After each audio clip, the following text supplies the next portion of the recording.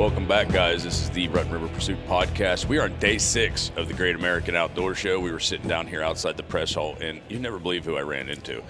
Josh and George from Pocono Outdoors Guys literally just walked up to me and was like, "Good morning." What do you say there, guys? How you doing today? How's it going, guys? Good. Everybody's doing good. With me, too, today is my personal brother. We've been hunting geese together since I can remember, and just downright, other than I say all the time on this podcast that Logan Bloomfield's the best fisherman I've ever met. I always like to give props. It's pretty hard to say that sitting here with Josh and George because they're two of the best fishermen that I've ever been to. I'm actually blessed. I wasn't going to make this all about fishing, but Chris is actually the best fisherman that I've ever fished with. I've seen some of the posts there, and I'm not going to dispute that one little bit. Oh, I've seen posts as well. I have. So you're headed down to Tennessee here in a few weeks. Yeah.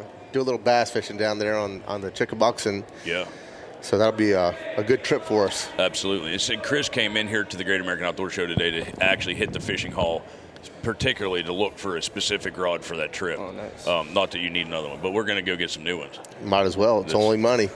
Can't take it with you. What are you guys looking forward to the show today? I've been coming to the show for the last 3 or 4 years now, and every single time I find great deals on reels, soft plastics. I'm not, very fishing orientated, but for the most part, we're here to check out some of the new products, talk to some different people, just the whole experience. Everything's here. Everybody's here. Yeah, we got a couple of things we want to talk to. Some folks we met, some good friends last year we met through here. Want to retouch with them. Also got a nice interview set up later with a young lady from the NRA. Nice. Just all the good stuff they're doing to support the outdoors, and we want to support them as well. And just talk to some good people, meet some old friends, and make some new ones. Absolutely. We've been running around doing this for the last few days, and I can tell you that it only gets better and better. Like the more that we walk around, the more that I can walk over and be like, "Dude, I'll be back. I want to talk to him. I want to talk to her."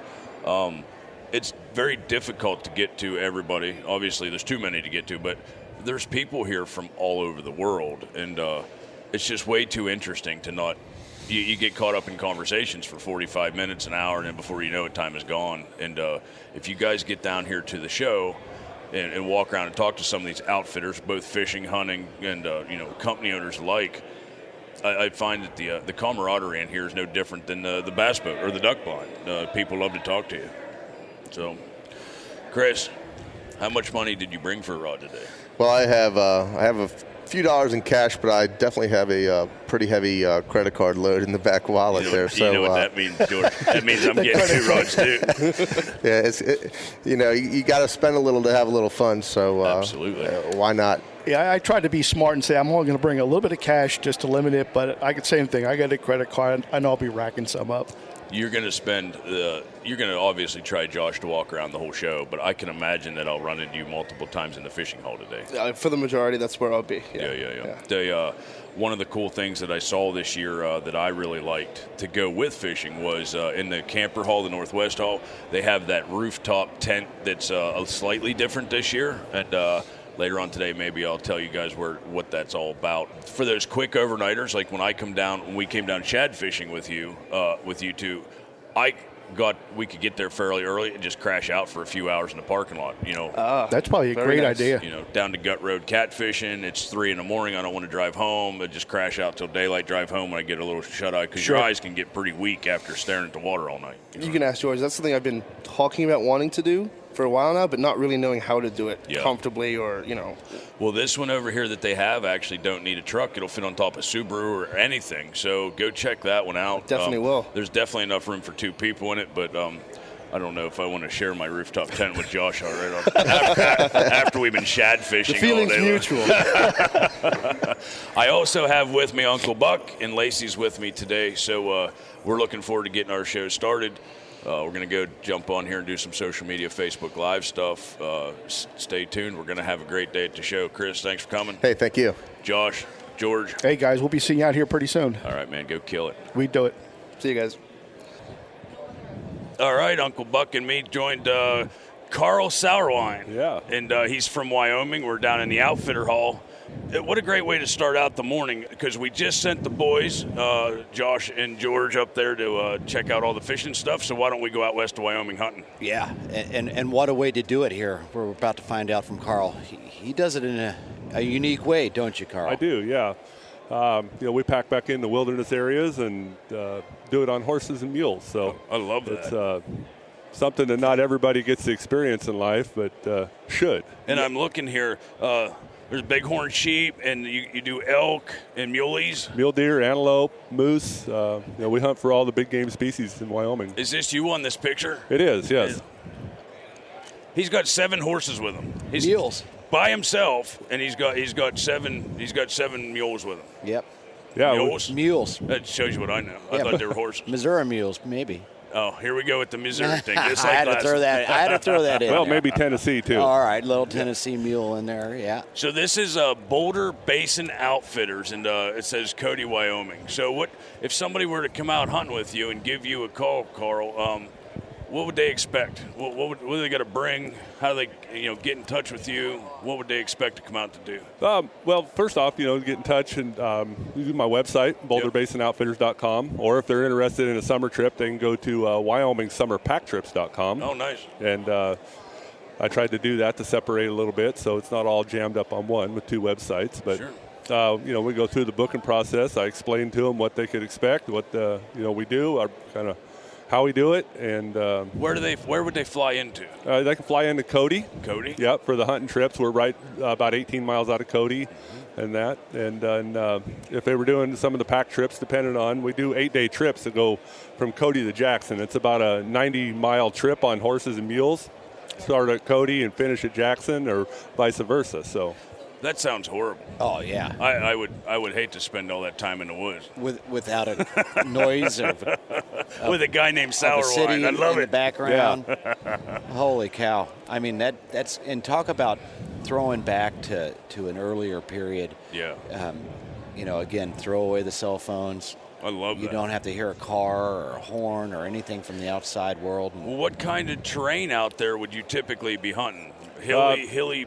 It's mountainous. Is it very mountainous? Yeah, mountainous, rocky terrain. So, open ridges, timbered valleys. Mm-hmm. And I also see here there's some fly fishing. There is, yes. So, some of the most remote areas in the lower 48 around Yellowstone, southeast corner of Yellowstone Park and that. So, we mostly cutthroat, a few brook trout, some rainbows. But there you go, Buck. Beautiful country out there, too, guys. I mean, not only are you going to fish, but like Carl was saying, right there by that Yellowstone Park. And when you're saying Jackson, do you mean Jackson Hole? Jackson Hole, yes. I went there as a kid. Of course we got to go back. I was fortunate enough to see it with young eyes. I want to see it again as an adult now. It just, catfish. Every time we talk about out west, Uncle Buck is our out west boy. Grew up out west. He just glows. He's like, oh, I want to. It's open. You want to go back? You can tell. It's just it's not enough elbow room out here, and out just a different way of life, and I miss it. I miss that. I don't think that people. I mean, obviously, I'm looking at the big, beautiful backdrop of some of the pictures, and I know you can't see it through the audio, but it sure just looks like heaven. It really does. Yeah, it does. Now, what time of year we're coming out in the fall to do most of these hunts? Yeah, the hunts start 1st of September, and then, of course, depending on areas and seasons or whatever, but it goes clear into December sometimes. So you go from green grass to feet of snow, depending on. I was just going to ask, when do we need to pack the boots for the snow? Of course, you never leave your long johns at home. No. Ever. Never. Yeah, because you never know, how it's going to change or how fast. Change quickly. Do you ever see any coyotes and bears out here when you're on the trail? Yeah, we see quite a few coyotes, bears. There's a fair amount of those around. We see mostly the bears most of the time in the fall. Yeah. 'Cause obviously they're tanking up to get ready to go into hibernation and that. And well, we stopped over here, and I didn't want to pick on your arm. My buddy Carl here's got his arm in a sling, but it just goes to show you that even no matter how long you do this, it can be adventurous. Because, it can be. Yeah. Yep. Carl, unfortunately, one of his mules got him. Is that right? That's right. Yeah, bucked me off, and they could get spooked, man. That's the adventure part of it. Right. That's the adventure part of it. I was riding right out of high school, and whether it's a mule or a four-wheeler, I was flying down the pavement on a four-wheeler, and the front right tire came off. The whole tire came off. Boy, that thing rolled over top of me about 4 times. Luckily, I I didn't get hurt real bad, but when I stopped, I kept seeing that four-wheeler rolling down the road. Yeah. So the adventure of any kind can be adventurous. And I'm going to throw in, Carl is underplaying this whole thing. Oh, yeah. He got bucked off while going over a cliff. Over a cliff, yeah. So you had some trauma. I mean, you're in a sling now, but I bet you were hurt. I was, yeah. You can't tell that he's hurting. No. You know, broke a few ribs, punctured a lung, and exactly. all that stuff, you know. Do you have to have a chest tube for that, too? They didn't put a chest tube in. No, all right. I was going to say, man, you were through the ringer, and then you're in the middle of nowhere. How long did that take you to get out? Well, so I had to have a helicopter ride out, and they couldn't land where I was at, and so they had long lined me out. So I got a pretty adventurous ride out. It was that's an epic hunting story, though. It is. That's an epic adventure. Yeah. Even though you got hurt and all, it's still a cool story of your lifetime to say that you could overcome such a thing. Man, I'm glad you're here talking to us now, Carl. You know, and I tell you one thing, you always think you're tough, you know, and you look back at all these mountain men that run around in this country, and they had accidents the same as we could now. Yeah. And when they got hurt, they had to walk out. They didn't have the helicopter to get out. I got up, walked about a mile, and thought I was going to die. Yeah. I realized real fast I wasn't tough. Exactly. And, of course, you know, my guests are not going to be riding the same animals that I'm riding, you know. I mean, they're gentle, proven animals. We were just actually picking on you for trying to fly a horse off a cliff. Yeah.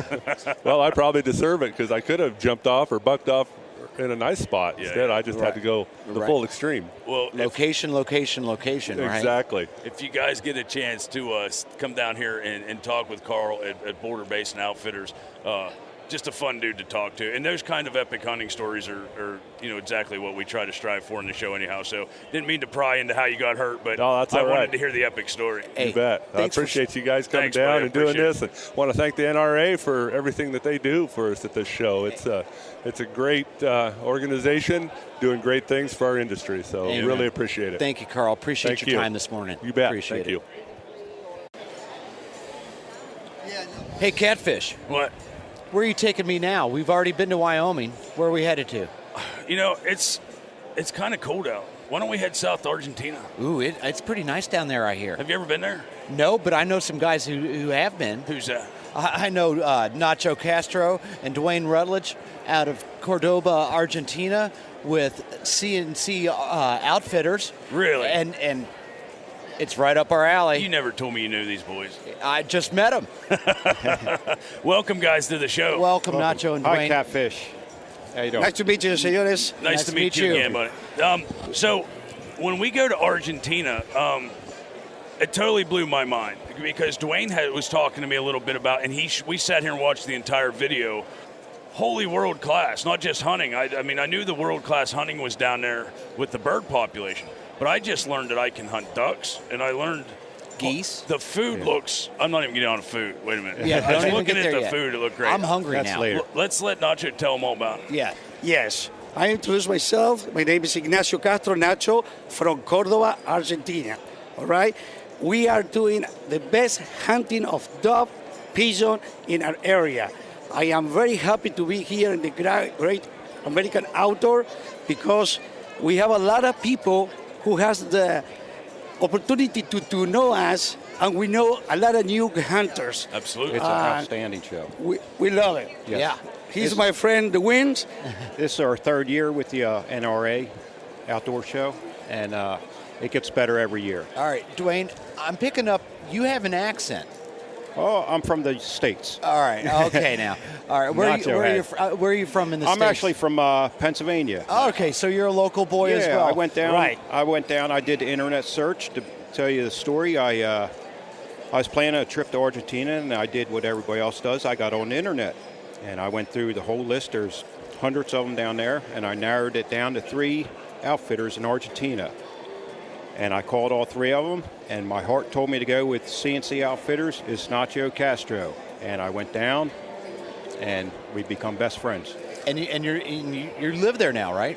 No. Okay. Someday, Someday? As soon as I retire. Yeah. I figured you were That's going. his future idea. See, our goal in CNC Outfitter is we take care of the hunter so well like we do like a family. We are friendly family with the best hunting and service, and that's why we came like a friend in the future. Yes. And today, the family is growing and growing every year. It is. Amen. It Well, is. you just, with Rutten River Pursuits, you have 7 best friends, we like to say, once you meet us. Thank you so much. We like to grow the brotherhood as well. Yes, Yeah. and it's so exciting to not only we can fellowship with other hunters from America, but when we at this Great American Outdoor Show, it's international. oh my gosh. And that is great. The amount of the people. fever is worldwide to be a hunter. There's a vibe in this room. Yes. There certainly is. Yeah, yeah. It is. And it's awesome. You meet, like I told you, a lot of new hunters, a lot of new people, new faces, where we want, they have the experience in Argentina, Yeah. because Oh, it's great. we take care, like I told you, our client as a first class, in food, in hunting, memories, all memories. I'm going to tell you, folks, like Catfish was saying My earlier, mouth's watering.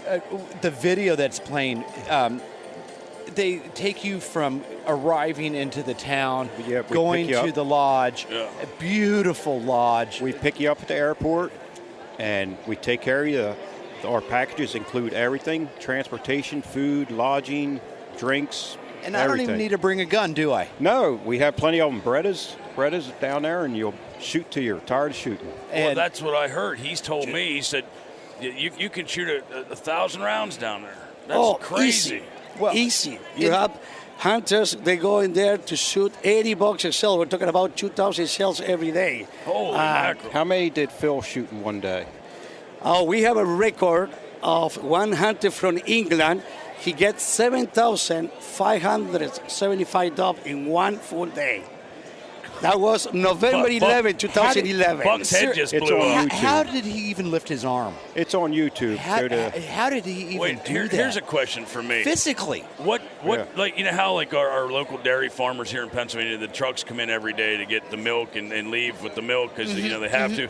What truck brings in that many shells every day? Where do you guys get that many shells? We have containers. We have many. Yes. Yeah, you'll shoot more birds in one day than you will in a lifetime in the States. And the only reason why I can believe that story is I'm looking at the picture behind you, and the dove are literally blocking the sun out of the sky practically. Yes. Here, Yeah. And that, like this is for 8 hours without stop. Talking about 3-4 hours in the morning without stop, and then the afternoon, another 4 hours. Is It's it- unbelievable. Is it mostly because of the weather? Like, is that why you We have have- so many birds? We have the best habitat. Yes. I mean, we have water, The weather and the we roost. have food, and we have roost. What they need.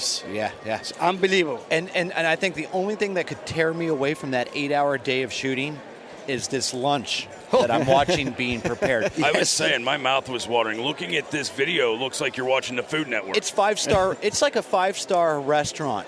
What were you telling me about the beef down there? Somebody was telling me that it's. Other than Kobe, I think it's the highest quality in the world. Yes. I love it, man. It looks amazing. And they're cooking on the grill outside. Lunches are Outside, outside. in the fields, in the shade area. Oh, you guys love it. It's a great experience to live. I really like this. Open fire cooking, and I'm getting the meat sweats just looking at this spread here. The fact that they have a winery in their backyard, like the so some of these buildings down here aren't your typical architect around here. Help me out with that word. Architecture. That's what I meant to say. Around here, there's a lot of history where you. Oh, yeah. Yes. Absolutely. We're talking about 1900s, Yeah. 1850, different constructions. Yes. I want people to jump over right now on their website so they can actually look at some of these See. videos on. See, the Argentina is something experience like you have to live to believe. Right. Yes. Because a lot of people tell you, oh, you're going to be in Argentina shooting 1,000, 2,000 shells, whatever. People say, no way, it's not like this. But after you believe Yep. the experience, You got to go there to believe it. you tell it word of mouth to many of your friends. We certainly will. It's something unbelievable. Dwayne, where do I need to go if I can't get down here to look at this video? Where can you send our listeners to the best- check you guys out? To check Absolutely. CNC Outfitters? CNC Outfitters. And we have Facebook, we have YouTube, and go to our website at Wingshooting in Argentina.com. Nice. Yes. Wingshooting at Argentina.com. And we have another one which is called Argentina Wingshooters.com. Well, it's not just me. Like, we were standing here in front of your booth watching the video, getting to meet you guys. You guys seem amazing. I would love to hunt with you guys. Lacy's standing still here watching the video for the third time, and she was pulling on my shirt. Gonna come. She's pulling on my shirt going, this is what we're doing. I want to go. I want to go. It's a beautiful trip, and there's plenty to do for non-hunters. If you want to bring your wife or your friend or whatever, there's plenty of things. We have people to take them to town. It's very safe in Argentina. Rice horsing. Yes, very safe in Argentina. Beautiful countryside. They don't have the drug trouble that some other countries have. Dwayne actually touched on something that I wasn't aware of. So right now it is February here in Pennsylvania. Yes. And it can be rather cold out. It's not today, but it was last week. Yes. Your weather's a little opposite Complete of ours. opposite. Totally opposite. Yeah. Yes. So if we wanted to come down there in the middle of the summertime, it would be cooler? Yeah, you get a break from the heat from summer. But it's not that cold. I wanted to touch base on that, though, because this isn't something that's like 2 months out of the year. No. You can hunt all year. All year round. Yeah. All year round, yes. As our suggestion, best months are the month of July, August, September, October. It's unbelievable. The number of dove there is and the best weather. People from the state, they love it. July, it's so hot. Fishing goes down a little bit. It's a no-brainer, Catfish. We were picking on me last night a little bit about getting a little bit older, right? Right. And Dwayne was saying that I no longer have to get up at 3 a.m. and set up decoys at 5. You guys get up at and have breakfast like around 7, 8, and then go out hunting around 9. There you go. That's like being on vacation hunting. I love vacation hunt. It's beautiful. That's all. And after lunch, we prepare the bed, mattress right there. You take a little siesta. Little cot. And I'm going to have to correct you real quick, Catfish. You know how I say we're not fishing, we're catching today when it's one of those I know exactly days? where you're going, bud. So I'm going to call you're not hunting, you're shooting. Oh, and I don't think there's any place in the world that you can say that. There's no hunting involved. It's shooting. It's all about pull the trigger and have fun. Don't tell Stevie. Don't let him listen to this. He'll already have his passport You in don't even hand. have to load your gun. Did you see the video with the bird boys? Oh my gosh! Now I want to load my gun. No, that's their job. Okay, you just pull the trigger. Will you please tell my waterfowl listeners too, because that's a really big audience of ours. Yes, about this area. Yes. You also have duck hunting. Is that correct? We shoot ducks. We have 13 different species of ducks in our area, and the ducks is unbelievable. We shoot in the rice field and we shoot in the highland. So it's a bird hunter's paradise, really. Oh yeah, absolutely. You go down, I'll shoot. You bring me breakfast. Nuh-uh, I'm shooting. Because I'm going to sleep in the blind. Or maybe he loads your gun. Nuh-uh. I'll do it all. The kind of camaraderie we have in the duck blind, maybe he'll unload my gun. So when I pull up, I'll hear that click. Yep. Dwayne, Nacho, thank you so much for Appreciate talking. the time, guys. Thank you very much. Thank you so much. Definitely get And down I'd like there to and say check 'em out. something in the radio or in the TV where we are now. Today is my wife's birthday. And we are here in the United States. I don't know where she goes now. Feliz cumpleaños. Feliz cumpleaños, Vero. And I'd like to thank NRA for all the hard work they do to put this show on. Absolutely, yeah. Yes. It's an amazing event. It's a great family place. Isn't it cool how they bring the whole world together? Yeah. We were just talking to Wyoming. Yesterday I was talking to South Carolina. Now we're in New Argentina. Zealand. Now we're in Argentina. Where do you want to go next, Buck? I don't know. Let's go for a walk. For this year, you stay in Argentina. You might do that to me. I think whenever my wife Lacy says this is it, and I agree 100%. It's probably actually something that we'll do down the road. And I have my buddy Chris with me, and his eyes are like, "Yep, we're gonna go shoot some guns." This is it's about lifetime. It's not out of reach, and it's a first-class trip. Everybody, I can't wait. You've got to check them out. CNC Outdoors out of Cordoba, Argentina. Thank you very much, guys. Thank you, guys. Thank you. Appreciate it. Have a nice day. Thank you so much. Thank you. Catfish. Yo, I'm wore out. why? You drugged me from Wyoming all the way down to Argentina. I'm getting up there. I'm a few years older than you are, I need to go home for a little bit. Ready to go home? Yeah, can you take me home for a minute? Want to go talk to Randall and Butch? Yeah. From, Hunts for Healing? You mean Butch Tennant and Randall? Big Block Jones? I can't keep him out for long. He's too old. Yeah, Welcome, guys. How you doing? How you doing? Randall and Butch are with Hunts for Healing, and they're a real special group of guys. And I probably won't do it justice, Catfish. No, I would let them tell about it because you'll just butcher it. I would, and you're right. No, guys, we see guys here every year, and we love coming down to talk, and we want to share as our podcast grows. We definitely want to keep sharing out of all the great work you guys do. So, can you tell them what it's all about? Yeah. Excuse me. Hunts for Healing's out of Laceyville, Pennsylvania. This is about the 11th year we've been doing this. I've been with them since 2013. I came up for a participant on a turkey event and got stuck and been with them ever since, guiding and mentoring. That's how it works. So what we do is we take post 9/11 combat wounded vets on hunting, fishing trips. We do turkey trips. We do a couple of deer hunts. We do some river trips. We have a family camp. We also do a gun bill, which is what we just completed last week.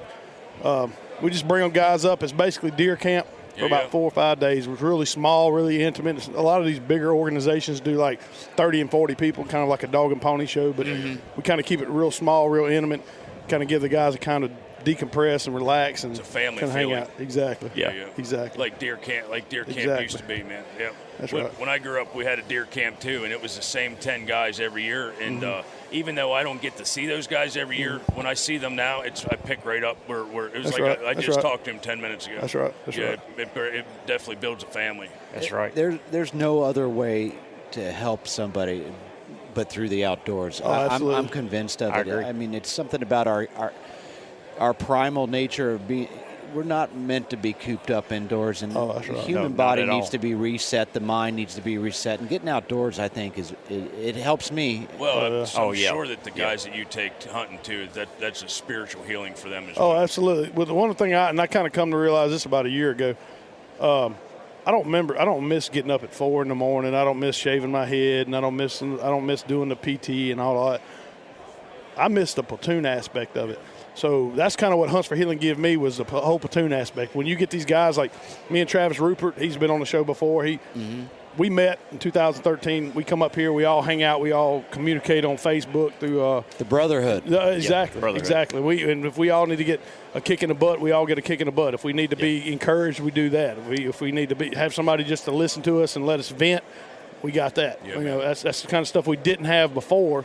So when they put you out of the military, you're kind of like, what I do with my hands kind of deal. Well, so, you lose some coping mechanisms. That's right. And that's what your platoon. That's That's right. I've never served, and I'll never pretend to. Thank you for serving and putting your life on the line for my freedom and liberty, fellas, and to each and every one of you. But I don't think that people actually get that though. I don't think that they know what kind of bonding that is. You can't break that. Oh no, absolutely not. when you're in a situation where you're in a trench and Right. your brother on the left and the brother on the right, And we're at different that's stages. the and guys then that we're goes there away for. like that when you come back here. Right. That's what I meant by losing your coping mechanisms. These are the guys with you, and these are the guys. Well, being like in the I said, we'll hold hands and cross this street. being in the military was really easy. It was just, they pretty much told you what you had to wear, where to be, how to be, when to be, and all that. But when you get out and then, like, you kind of lose your purpose and you don't know what direction to go, and then you're kind of like, I'm a parasite on life. You know what I'm talking about? And that's what kind of what the lies you start getting here in your head.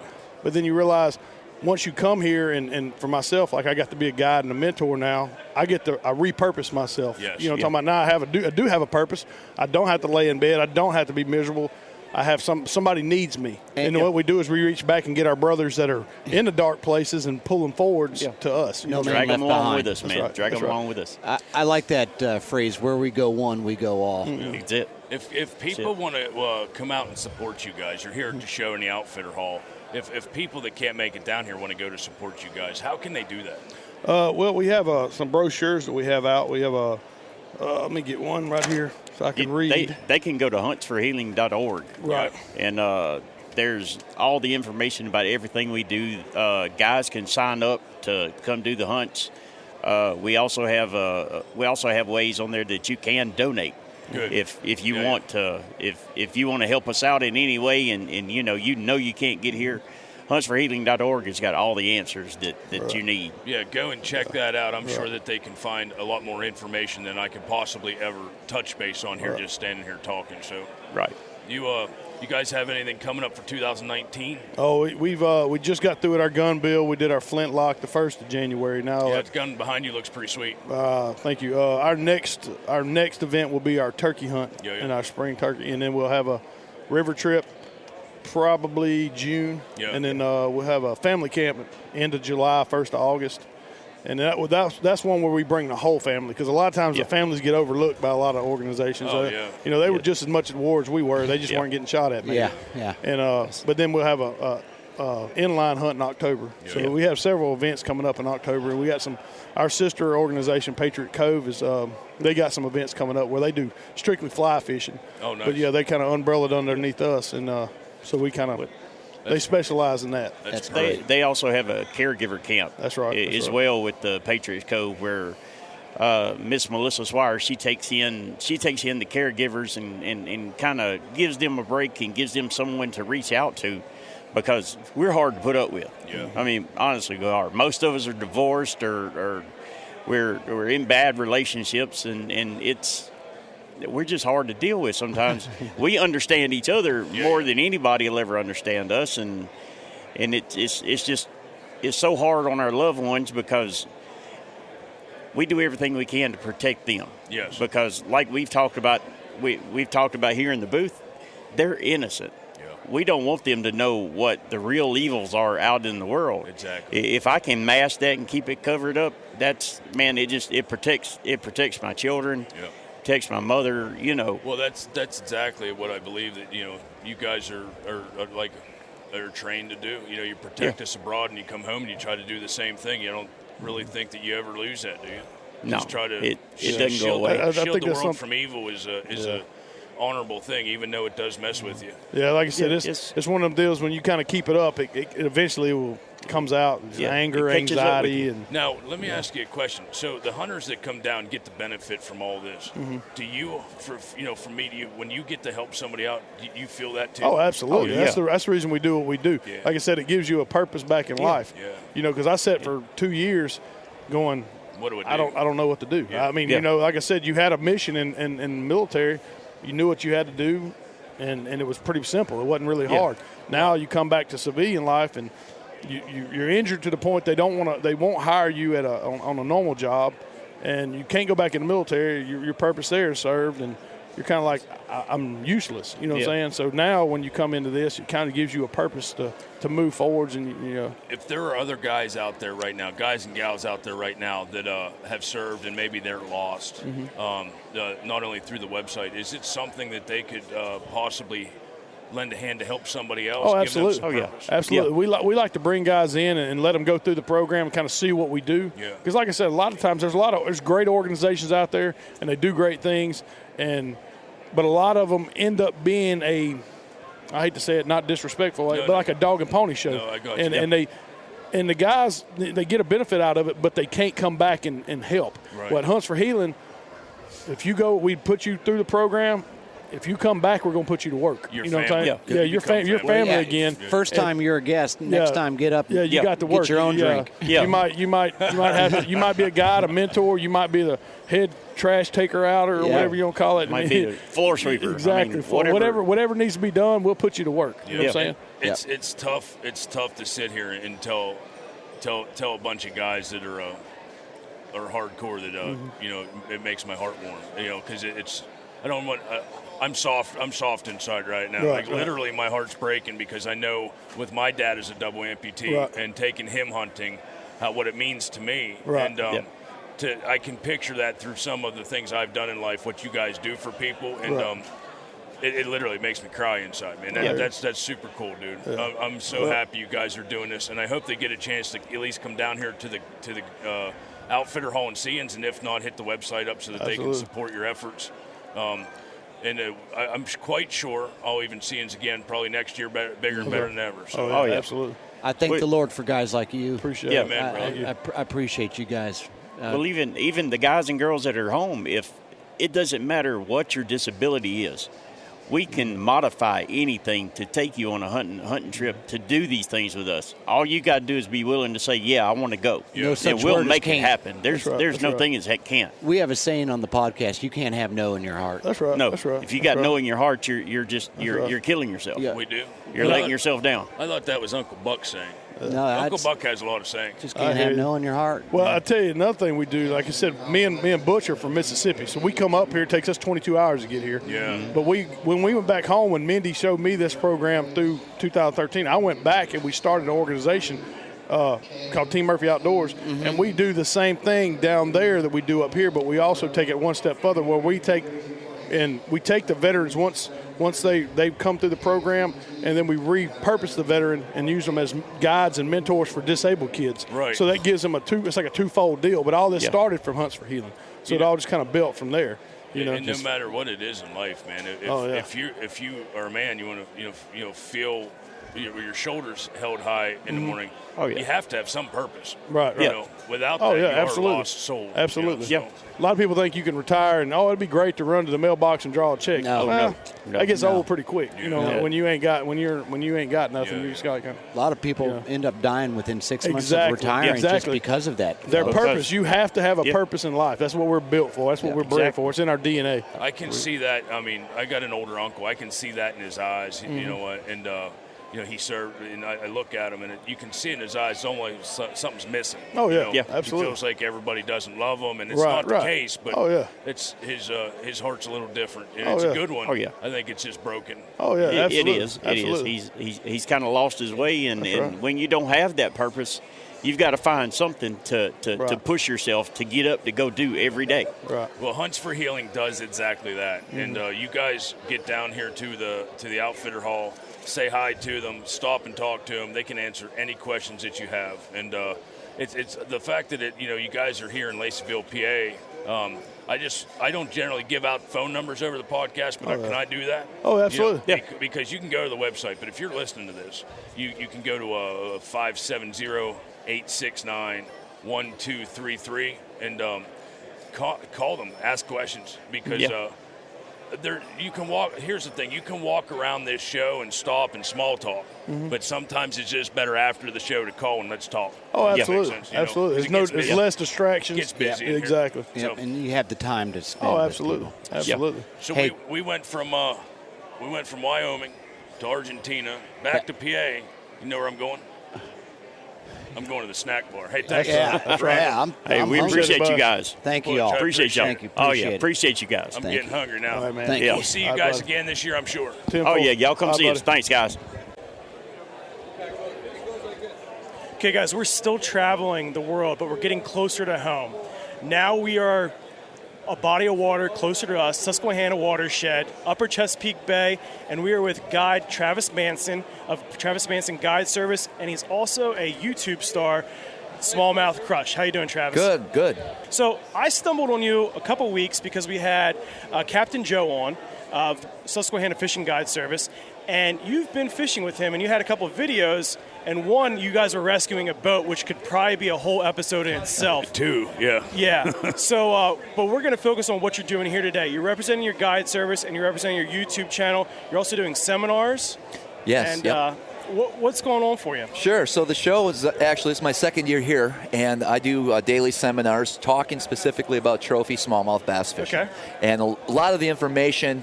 I love that he said trophy smallmouth. Trophy, big smallmouth. Yeah, not just smallmouths. Trophy smallmouth. Yeah. Big. That's something I specialize in. I love chasing those big 5, 6, 7 pound fish. And they're found in the northern part of the country. Any of the Great Lakes, St. Lawrence River area. So I focus quite a bit of my time up there. I kind of grew up in Wisconsin, so I'm used to the big water. Okay. But I like telling everyone that comes to the seminar that you can apply a lot of these tips to your local body of water right here, the Susquehanna River. Okay. Trophy's real relative to the body of water that you're fishing.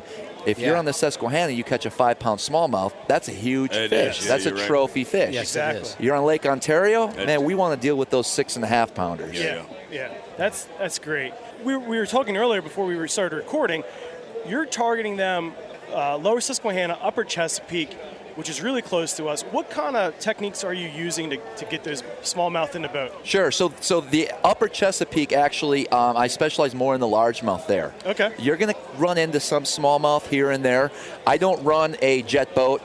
So I have a fiberglass bass boat, which doesn't allow me to get closer to the dam in that lower section of the Susquehanna where those bigger smallmouth live. Yeah. We do accidentally get them. They actually hang out a lot of times on the Susquehanna flats in that grass, so you can accidentally catch them. But for the most part, targeting those bigger upper bay largemouth, we're throwing a lot of plastics, chatterbaits, reaction baits. I love throwing a crankbait. Flat-sided crankbait, shallow diving crankbaits, especially early in the year, that pre-spawn period.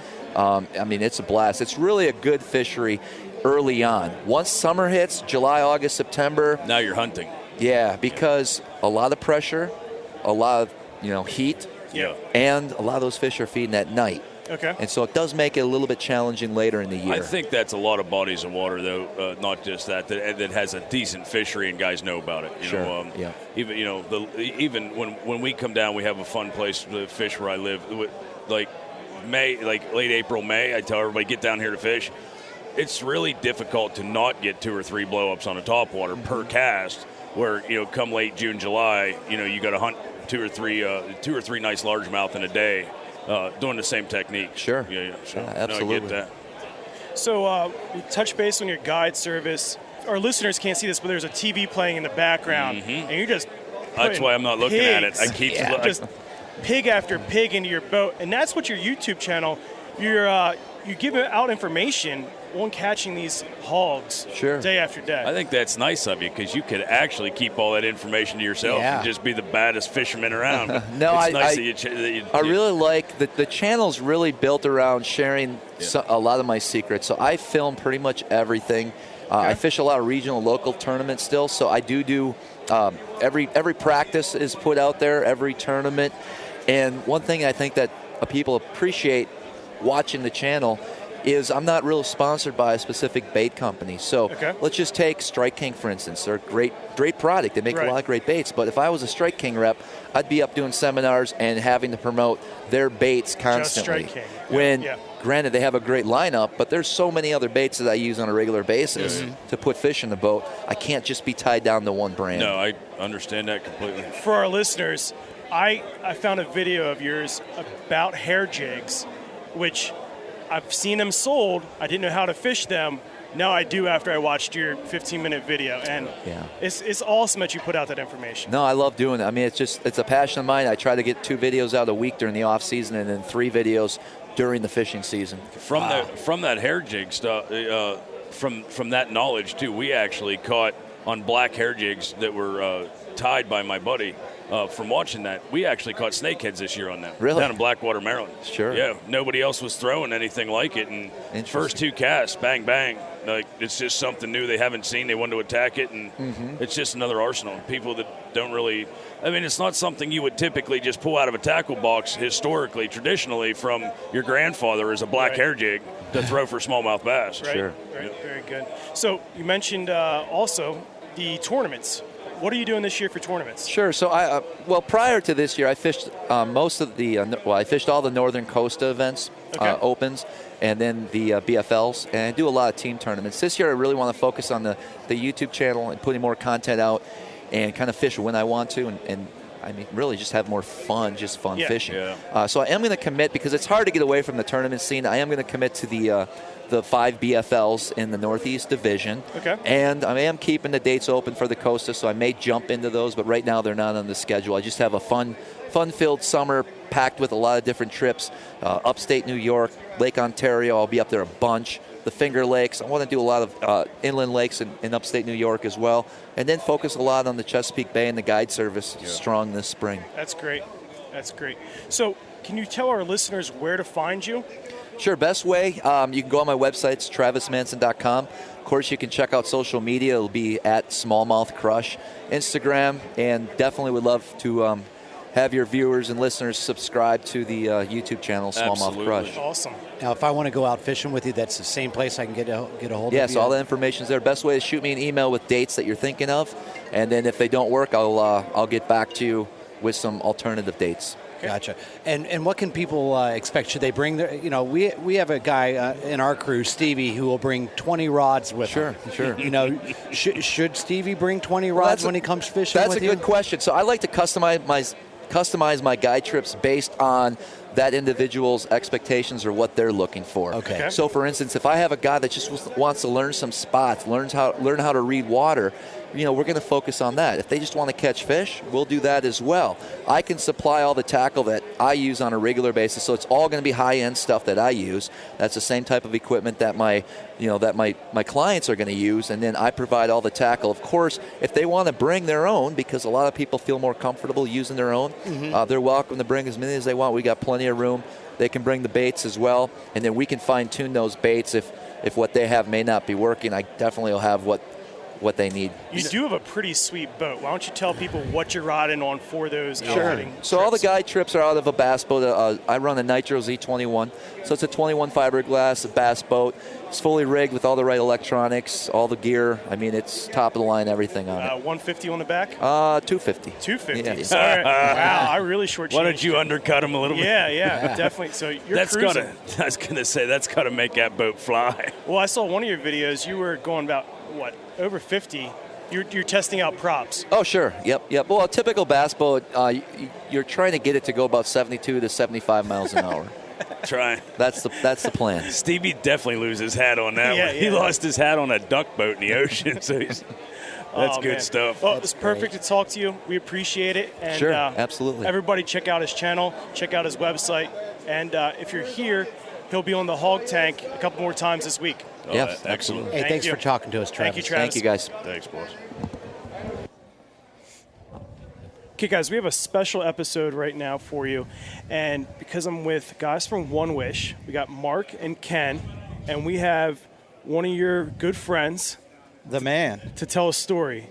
The main man. Your name is what, Mason? Yeah. How you doing, Mason? Good. Yeah? So what happened, guys? So what happened is Mason put in an application to One Wish Foundation to go on an outdoor adventure of a lifetime.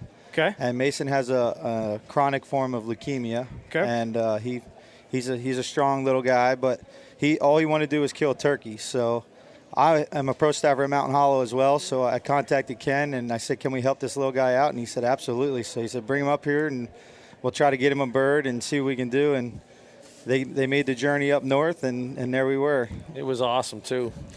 I can remember getting the phone call, and they said, we got a little boy named Mason, and his wish is to kill a gobbler, and he said, "Can you make that happen?" And I said, "Well, we're going to try and make it happen." Right. It's not like we're shooting a deer, 200 yards out in the field because they had to get it close. But Mason never even shot a gun at that point. He didn't even have his safety hunter course, and One Wish made all that happen. Made sure he got a safety course. Yep.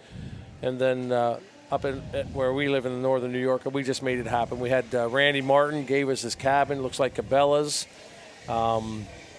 He stayed there, and it was just awesome being there. He had his own a hunting camp, and then every morning we got him up, and we took him out. He shot 2 gobblers. He didn't get 1 gobbler. 2 gobblers. Got everything on film. It's going to be on a hunting show. Oh, right, yeah. Mark? Yep. When's that's coming out? May 11th, which is second Saturday in May, we have our event, and we'll not release Mason's through Mountain Hollow that trip until it comes out, because he's going to be the star of our event, which will have 900 people at the Hamburg Fieldhouse on May 11th. Oh, wow. And he's going to be presented with both his birds. What happened was I started talking to people, and the word got out that Mason was coming to northern New York to hunt, and we just started getting phone calls from all kinds of property owners. We had so many places to hunt, and then we got a phone call from one taxidermist, and he's like, we'd like to mount that bird for him. So I called One Wish. I said, "Does that happen?" He goes, "Nope, make that happen." So he's getting his first bird mounted, the whole bird life size, and then we had another taxidermist, my local taxidermist, he called.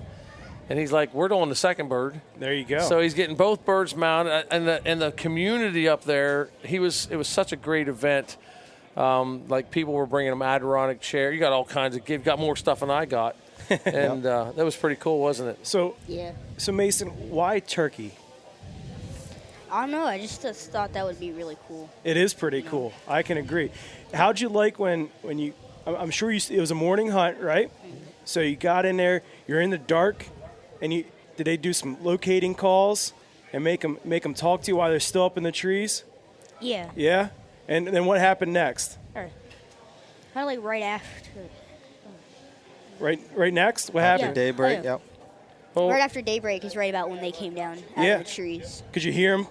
Yeah, you hear their them. wings? They're starting to make all kinds of noise, and they just jump out of this tree, and you hear them hit the ground. Yeah, I think that's the most exciting part of the morning is when they're coming out of those trees, right? How many birds were strutting that He had morning? 4 birds in the field with about 9 hens strutting back and forth, carrying on, and everybody was watching because everybody else that wasn't in the blind with us could actually sit at this guy's implement shop and watch from like 300 yards away. They were like 1,000 yards across the field watching it live, right? And they're like, why aren't they shooting? Why aren't they shooting? But those birds actually got past us, and then we went around, locating a couple, and then he can tell you what happened when we finally got on one. So what happened next?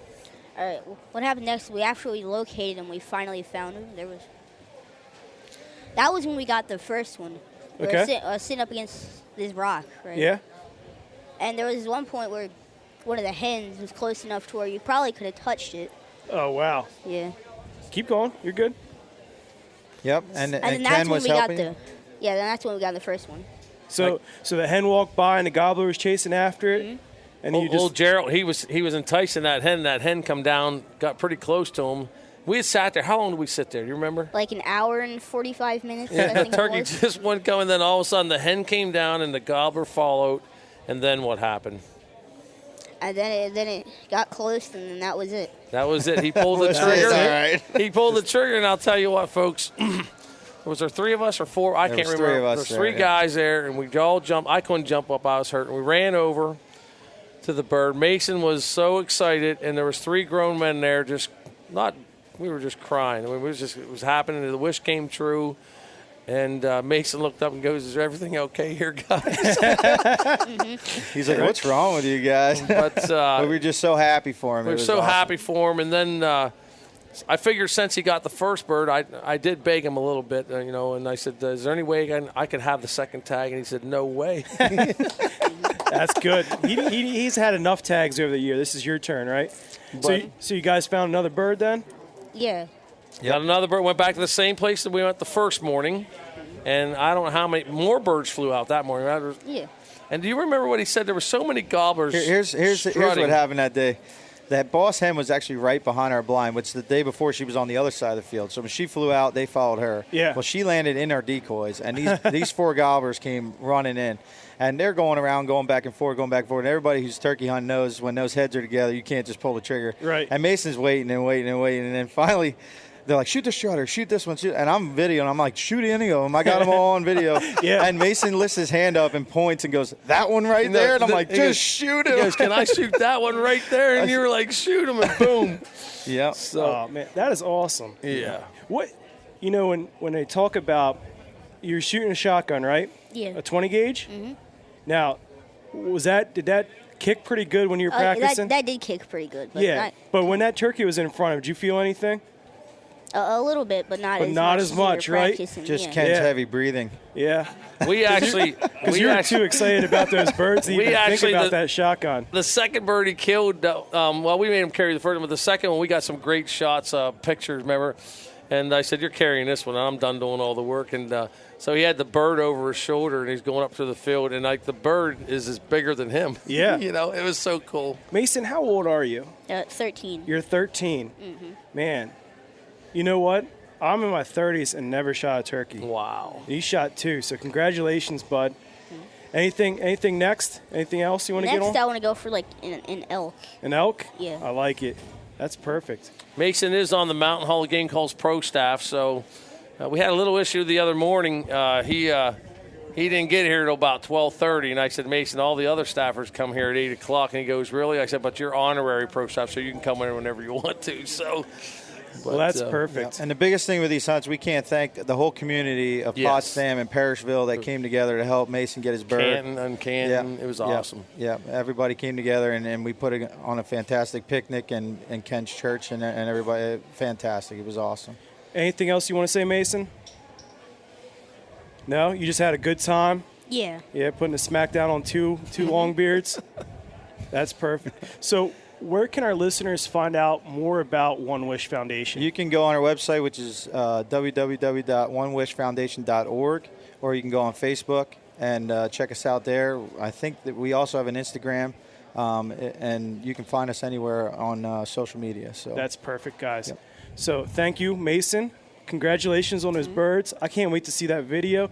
Ken and Mark, appreciate your time, guys. We appreciate you guys stopping by, too. Our Two Pursuits, great bunch of guys.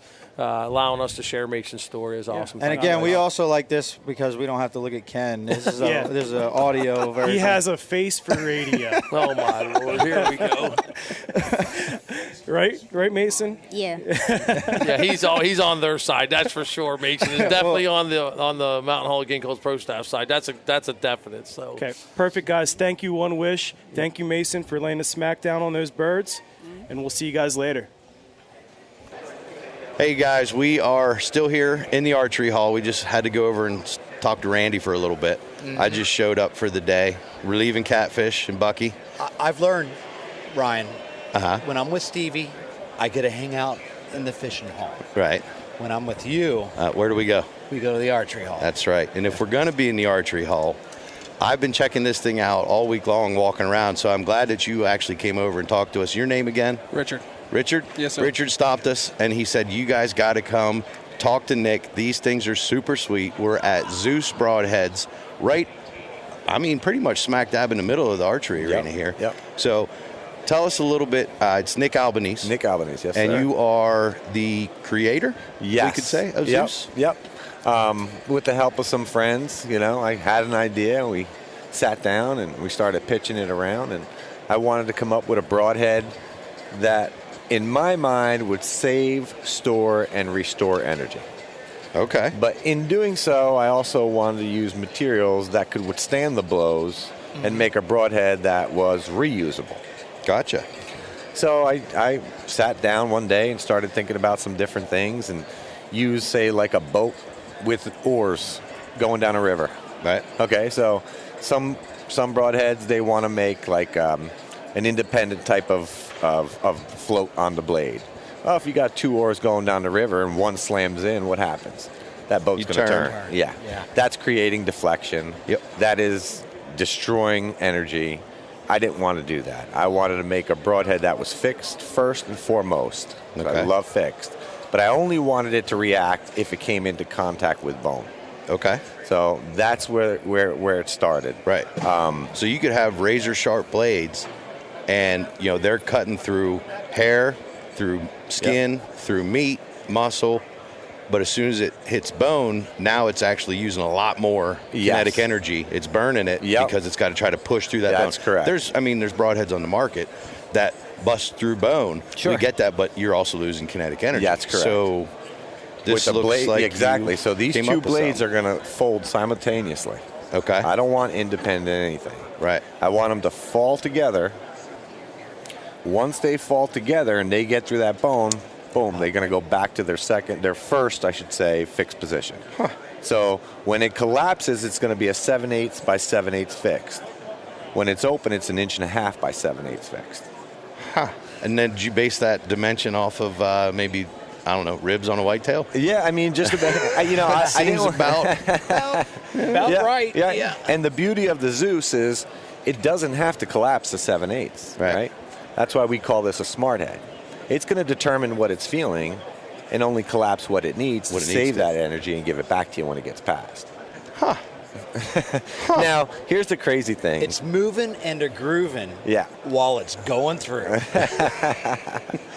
And, there's been many attempts of designing broadheads to, just like open ups, there's tons of them. Sure. But when you start digging in and you start looking into patents, there's been patents back in the 50s and 60s of concepts of blades trying to close. Right. The problem is their concepts. They couldn't bring them to fruition because it wouldn't work. Right. So I set out on a mission to figure out how can I come up with a system to actually make that work. Right. And you said that their concepts how to make blades close. Mm-hmm. But watching your little demo with these are relatively dull blades that you've got here, Yep. so it's safe. Although I do see you have a Band-Aid on your finger. Yes. There's no better sign of somebody who works with broadheads for a living That's than right. he's got Band-Aids on his fingers. That's but right. in your example here, it looks like what you designed is a concept, as it were, but this is actually a working model of it to make the blades open. I never really looked at it that way. Yeah. You know? It just popped into my head there while you were explaining that. But I'm sorry, I cut you off. You were saying. No. I mean, it's a different approach to it, you know, of how to open. Right. You know. But yeah, it stays fixed. So if you hit a deer normally in the normal areas, this is not going to move. It's going to stay in its fixed position. Right. The only time that thing's going to attempt to collapse down to save energy is if it comes into contact with some sort of bone. Now, I'm a novice archer. Relatively new? Relatively That's new to it. one of our key phrases. Can I use this on a Yes, sir. crossbow bolt as well as a regular compound arrow or whatever you want to do if you want to use a long bow or the Zeus was made to accommodate any bows, crossbows. And here's the cool thing. So this is a 100-grain broadhead. Yep. So we have our other tips being made, but the way this is going to turn to 125 is I'm going to unscrew that off. This is my 100-grain tip. Put a little bigger tip in. And what Nick is screwing off is like the trochanter tip at the trocar type the trocar. And but my design is different. Okay. So if you look, this is wider than the ferrule. It is. I created that to actually move material out of the way to create a path so that there's no drag on the arrow. In turn, we're saving energy. Make it bigger. Push meat, in this case, out of the way. The most energy is going to be at impact. Yep. Right there. That's your most energy. Boom. Right on contact. So we wanted to make that a little wider. That tip blows material out of the way, clears a path so there's no drag on the arrow. In turn, we're saving energy. So that's why I said I wanted to make a broadhead that saves, stores, and restores energy. That's brilliant. Yeah. And now I'm holding this one, and it is just like a demo model so you guys can show how everything functions. On your blades that you're selling, are these are cut on contact points. I assume these are pretty sharp up front here, right? Yeah, I mean, pretty much. If you run your finger around this edge, you can feel it. Yeah, it's. No, I like that. Yeah. That's pretty slick. Now, the other thing that I'm noticing here is there is a gap in this one that you've got, and I can see the packaging that's over here. You got some bleeder blades on the back, too. There's a bleed. Yep, there's. I didn't put them in here because I just wanted to show the concept of the two main how the blades work. Yep. So it is a 4-blade design. The bleeders are there just for backup. Right. You know. I also have had to explain this to a lot of folks. You know, they talk about, oh, you see those things do have they've got a 4-inch cutting diameter. Yeah. The reality is what kills an animal is hemorrhaging. That's correct. So you could take a 2-blade that's, maybe got a 3-inch cutting diameter versus a 4-blade with 1.5 inches, and guess what? That 1.5 inches is going to fly better, and it's going to do as much, if not more, damage per inch because you're cutting as you're going through, and it's creating hemorrhaging. So here's a cool thing. So with that tip being like that, oversized, and the way it has these grooves in it, so we've seen, in which we've put on the package, wound channels up to 2.5 inches. And this is how that works. That tip grabs material and actually pushes it forward, TPing it. So when it cuts over and flattens out, it's a bigger cut than what it truly is. Bucky, are you getting this? My is mind it sinking is blown. in? And I've been waiting. This is crazy. I've been waiting for the past 2 minutes to say, by Mount Olympus, this Zeus is a god. He changed it up from Merlin's beard to Mount Olympus. I had to make it fit, That's right. And it did. I'm very impressed with this. Thank you. I think I'm going to have to start. Might be a solution for you. It's a game changer. Yes, what guys is. are going to see as this thing, it was designed to protect them as a hunter. The materials I chose for a reason, so that they're not a one and done. This can be reused. Okay. That was my next question. Yeah. Our blades are 35 thousandths thickness. Our ferrule is a 70-75 aluminum ferrule. Okay. And a 40-45 hardened steel tip. So let's talk about price point. Sure. You're here at the show. Yep. We're about halfway, or almost exactly halfway through the show. Yeah. So folks have a chance to get down here and they see these things. They're gonna like them. What do you got going here for the show? So for the show special, we're selling them in single packs, as you can see. Okay. So it's 1 for $15, or 3 for $35. Okay. Or 6 for $65. Nice. Now, once we're done with our specials to get this first run out, we're going to go back to our regular price, which is going to be a 3-pack for $59. Okay. So the reason why it's going to be $59 is 2 reasons. Number one, the material I chose. I can go with a lesser material and be like a lot of other heads, but I want to make something that's more durable and could withstand the blows and be reusable. And the second part is that I make them here in America. I don't want to send them overseas. Gotcha. Yep. So unfortunately, it is what it is, and I have to stick to that because of what it takes to make what you're putting into it. That's right. Is gonna, you're gonna reap those rewards on the back end. It seems like. Yeah. So. Essentially a 3-pack is going to be like a 6-pack if you reuse them once. Yep. I like it. I do now, too. For the folks who are listening that maybe they can't get down here, or they're going to be listening to the show after, or they're going to be listening to the podcast rather after the show's all done, where can they find you guys, see what's going on with these broadheads, and then buy them? ZeusBroadheads.com. Right now, they're online for the show special. Okay. Yeah. Oh, so and are you selling them direct to consumer on your site? That's correct. Okay. They can go there right now and order them for that show price. I want to get them into people's hands so that they try them, they shoot them, they fly exactly like a field tip.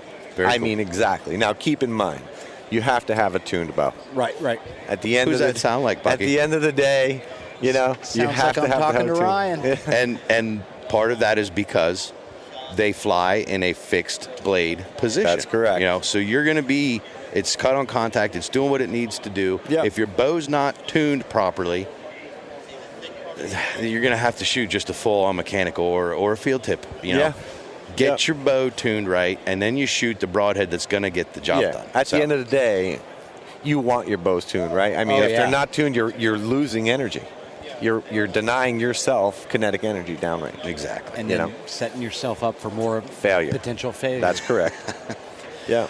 There is no flaw in the design itself. I'm liking it. Yeah. Well done, guys. Like well I done. said, there's been many concepts patented back as far back as the 50s. Right. But they were concepts. You know what I mean? Now it's in your hands. And now it's in your hands. I like it. Nick, thanks so much, bud. Thanks for waking up in the middle of the night with this idea, buddy. Folks, check them out. Zeus Broadheads. Hey, guys, welcome back.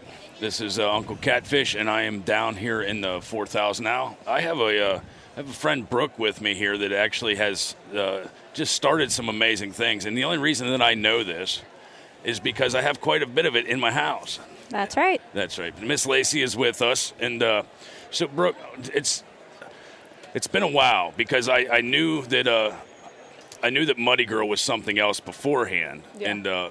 And we're proud to talk about Muddy Girl. Can you tell me where Muddy Girl came from? Yeah, so we started almost 9 years ago. It was kind of the idea of Travis, who's the owner. His idea was that you go outside and you see people in bars, in whatever their lifestyle is, in grocery stores, all those things, and they're wearing their hunting camo. And it's like everybody wants to express their passion for their outdoor love, right. But they're wearing Realtree, they're wearing Mossy Oak, they're wearing the stuff that they're going to be wearing in the woods. Right. So we would see that all the time, and it's like we wanted to come up with something that's cooler and something that it still shows that I love the outdoors and I'm a part of this, but I can do it fashionably. I want to wear it at nighttime. Yeah. So that's kind of how it all started. We started with 2 men's patterns, and a year later we came out with Muddy Girl. Muddy Girl is really what put us on the map. It's the pink and the purples, and so many people come up to us and they're like, I hate pink, but I love Muddy Girl. It's just so cool. It's so fashionable. So that's really how that started, and it's been a great market for us. Yeah, you live here in Pennsylvania. Yeah, so we're 40 miles here from Harrisburg. We have a retail store. We have our warehousing, our shipping, everything's done here in Pennsylvania. When we started in the garage, so we had an upstairs office. It was probably like super small area. We had 5 people in there working out of that office. We had shipping downstairs. We ran out of room, so we ended up draining his mom's pool, had all our inventory over there. Really? We'd take a John Deere Gator back and forth and bring boxes. We'd have boxes stacked up, and it's like, hey, you do what works, and that's kind of funny. It's like any new company, a lot of times it's things that, like, they do strange things, and it's how you grow. But that's kind of where we started, and then we moved into a 21,000 square foot facility that we have everything under one roof now. We don't have to be at the pool anymore. So it's nice to have it local too. Oh yeah. Like being from Pennsylvania, I love to support all the Pennsylvania Lacy, real quick. Lacy's the only person I probably have ever actually spoken to that not only, has killed a bunch of turkeys, but has killed a turkey with this actually wrapped on her shotgun. And I don't know if I would absolutely promote wrapping pink on your shotgun. It's so much cooler to wear out to dinner. But she does it, and she pulls it off good. I have the teal on my bow, so. Do you really? Hey, it works. Yep. I shot deer with it. I have Muddy Girl on my bow too. Yeah. I loved it so much. It is amazing, and it looks great on her. It really does, because it's actually attractable too. It's not just a camo pattern. It's like it looks good on her. It's eye-catching. The colors make a pop, and it is, you don't just blend in. It just might be me, but I think it's kind of sexy. So, but there's a lot of people that, like, when we started, they're like, "What are you going to hunt with that flamingos?" And we're like, "We don't want to compete with Realtree and Mossy. No. We want to be in our own lifestyle, and that's why we are lifestyle camo." And then Muddy Girl is just like it's a whole another beast in itself. And I think that's what happened. I think this big boss Tom came over, and this big old gobbler come over, and he was like, "What is that?" What is he? I mean, he walked in within 15, 20 yards of us, and I told her that the morning we went out, I said, "You're never going to kill a turkey putting that on your gun. I don't care. I want to try it." Sure enough, boom, he's on the wall. Like it was at least 11-inch beard that day. Oh yeah, it was a nice bird too. But yeah. So before I even got to meet you, before I even talked to you, for years, last couple years, we have seen the booth, and I didn't really get a chance to come over and talk. It's been pocketbooks. They look great. They look great all over the house. We have blankets and throws all over the couch. It's actually a great pattern because it does look really cool mixed in with our outdoor lifestyle in our house. I have my turkey mounts, like little plaques that are Muddy Girl. Muddy Girl. Yeah. Yeah, I mean, the opportunities and the things that we have are endless because we license out the patterns. So like you walk around the show here and you see guns, you see bows, there's scrub tops, there's purses, there's lingerie. Like everybody has come to our booth and like, we've seen you all over the place. It's like we have the apparel, but we license it out. So there's so many other opportunities with it. Sure. And like the dipping booths, they actually make the film that you can buy the film from you guys? Yes, you can buy film for anything. The sunglasses there are done through Hydrographics. And I know, I mean, we've seen the weirdest things. We have a toilet seat at our office, so I mean, people do whatever. I like when people have it as accents on like their black or white Jeeps. It looks really sharp. Yeah. And it's not just for females, Like, not saying I wouldn't wear pink because I like pink, but these ones are pretty bad. This is actually what? That's Wildfire. That's the Wildfire one. Yep. But you know what? It looks pretty bad. I like the yellow on it. That's So what happened with that actually is the Muddy Girl film, like when you get a film, you have to put a certain base color behind it. Sure. And somebody took it and they put yellow behind it and they sent us a picture and we're like, you can't do that because this is registered trademark. Right, but we were like, that's awesome. That's and we pretty came cool. out with Wildfire. Yeah, I didn't know it was something different. It looks really awesome. Yeah, it's the same pattern, it's just the color behind it. But yeah, if you would take this Muddy Girl pattern and you put the yellow behind it, it's going to look identical to that. So. I got you. And it's there's a lot of hunting and fishing people here in the outdoor show. But this is actually, you guys got this going on with like snowboarding and out west and. Yeah, so we just came out with Pulse. Actually, in September, we rebranded. We were Moonshine Camo. We changed our name to Surface. And with that, we made it more structured. So Surface is the parent company, and then we have Muddy Girl as its own brand because it's been its own brand, and it's running as its own. And then Lifestyle Camo, which was the men's patterns, which are under Moonshine Camo. And then we came out with Grit House, which is a graphic line, kind of like God Guns and Garages. Like, there's so many companies that are like based toward military, and it's like not that we don't love our military, but like none of us were veterans and none of us had served, but like our company came out of a garage, all these vehicles come out of a garage, bands come out of garages. It's like nobody's catering toward that area of people, so that's what the graphic line is. There's a ton of camo in the world, though. I can't even pin a certain name to it. It's not hip, it's not epic, it's not awesome. It's super. You can't stop staring at it. When people walk by and look at it, if they've never seen it, you should see their faces. You have. Yeah. They just stop and like, wow, look at that. That is amazing. Yeah. So we just came out with Pulse then, which is like away from that sticks and leaves. So I mean, we've had the sticks and leaves, the same patterns for 8 years, and we're like, it's time to do something different. And actually, this started. We had an alligator, and like our logo is an alligator. We're like, that's cool. So we took an alligator, the scales of an alligator, like some inside this pattern here. Yeah. You can see the subtle hints. Sorry. No, and it's the start of the alligator scales, and it's just subtle in there. But that's really more of like the extreme sports market. We started working with Feld Entertainment. We did limited edition hoodies for Supercross and Monster Jam in those patterns, and I think like we see that going more toward that. Like not so much.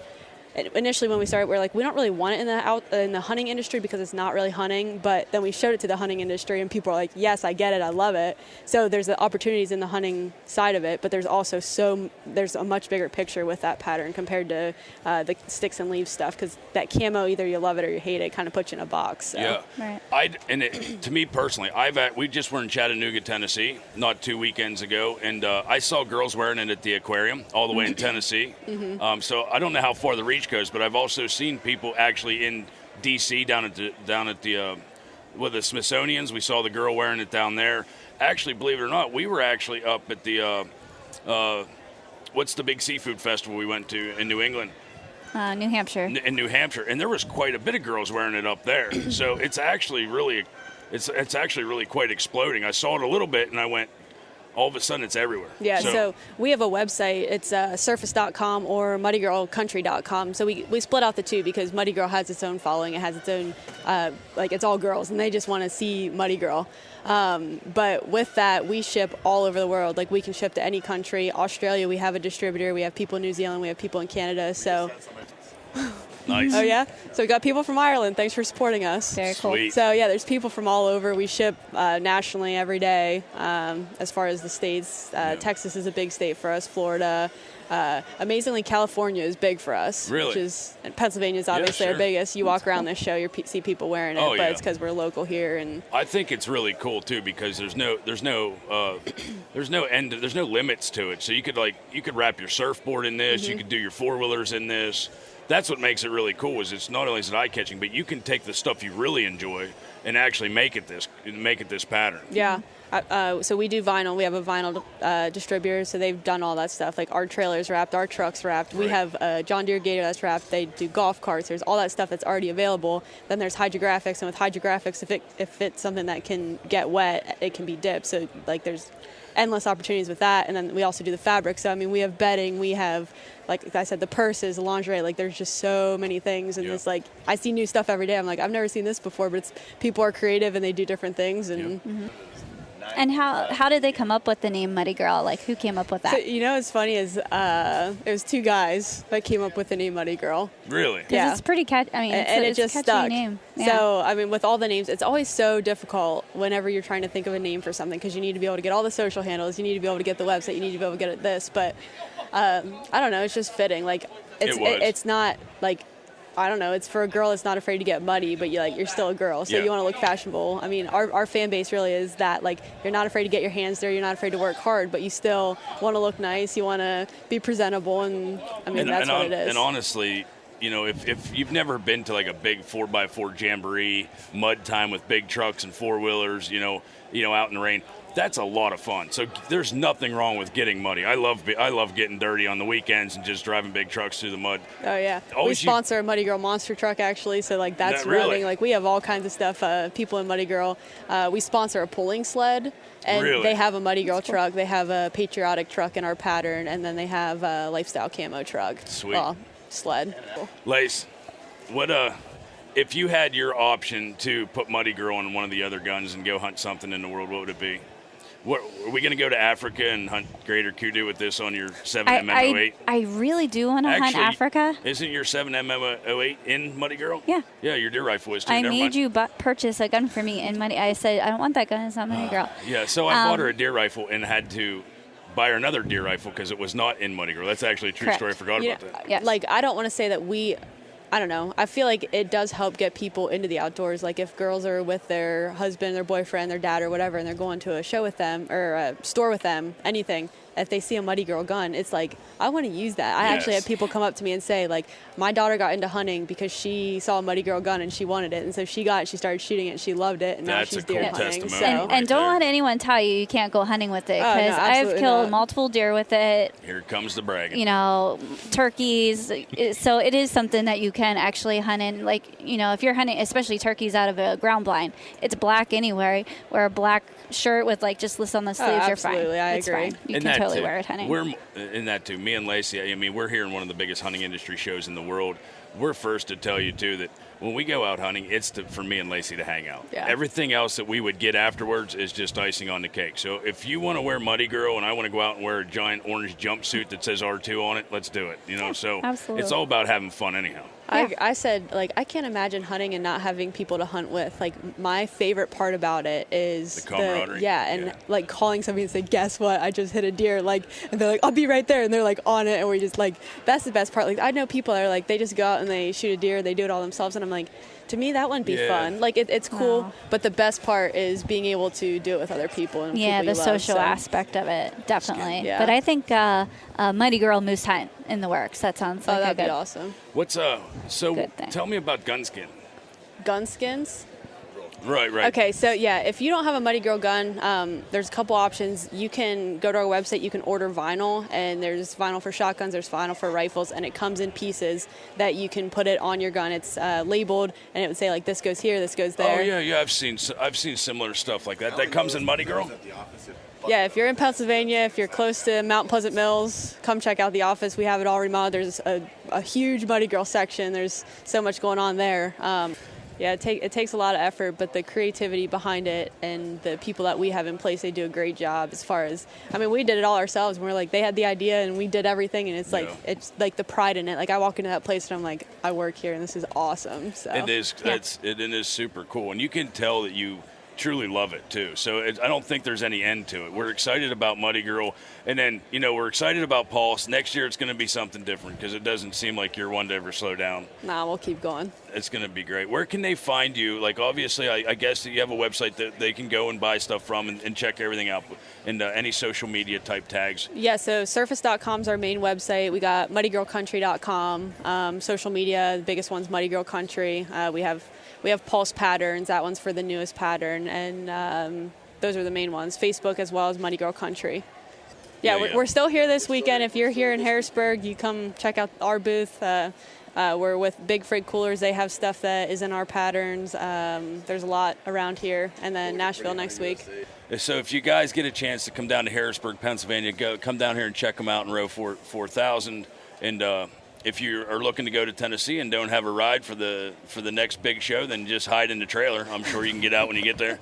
But it's awesome. We love your pattern. We love your product. You guys are great, and it was nice talking to you. And if you guys do get a chance to go see them in person, it's probably the best way to do it because they're so personable and like family. And we can't wait to see what you come out with next year. It was fun. It was fun throwing axes with you guys and getting to know you guys better.